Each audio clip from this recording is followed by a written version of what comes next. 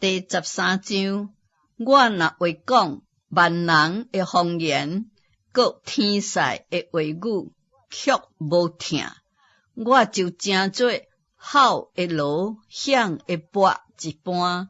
我若有先知讲道的才能，也明白逐款的奥秘，逐项的知识，而且有招庇的信，互我话到通刷山，却无听，我就算不得什么。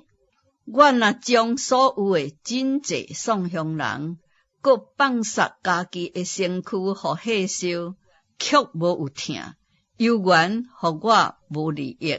听是恒久吞忍，搁有温慈；听是无怨妒，听是无自夸，无张狂，无做见笑的事，无求家己的益处，无快快发受气，无计算人的歹，无欢喜不义，只欢喜真理。凡事包容，凡事相信，凡事仰望，凡事吞忍。听是永无止息。先知讲道的才能，到尾的确归伫空空；讲方言的才能，到尾的确停止。知识也到尾归伫空空。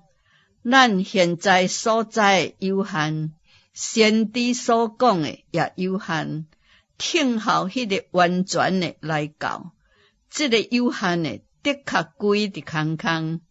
我做囡仔的时阵，讲话亲像囡仔，心思亲像囡仔，意念亲像囡仔。既然成人，就将囡仔的事弃煞。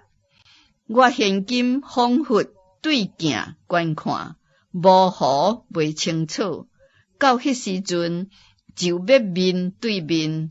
我如今所在有限，到迄时就全知影，亲像主知影我一样。如今尚存的有信、有仰望、有爱，这三项其中第一大就是听。